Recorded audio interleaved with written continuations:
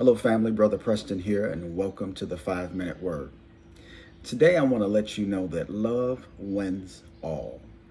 There is a reality that we have to come to grips with in life. That reality is that people will sometimes treat us bad. That reality is even more painful when the people who are treating us bad are those who we love.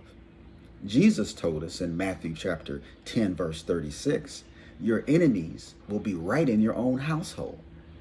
Jesus also gave us instructions on how to deal with our enemies.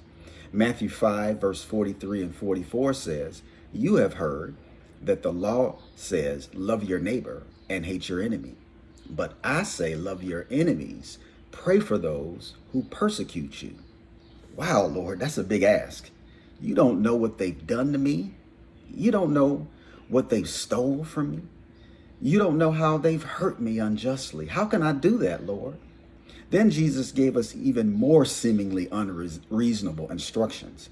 In Matthew 5, 38 and 42, he says, you have heard the law says the punishment must match the injury, an eye for an eye and a tooth for a tooth.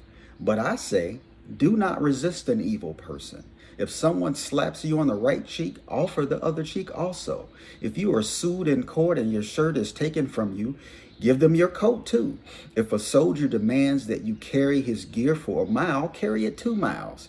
Give to those who ask and don't turn away from those who want to borrow.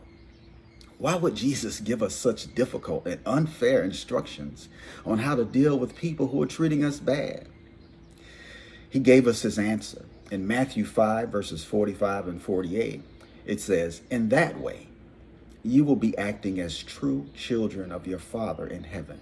For he gives his sunlight to both the evil and the good, and he sends rain on the just and the unjust. If you love those who love you only, what reward is that? Even corrupt tax collectors do that.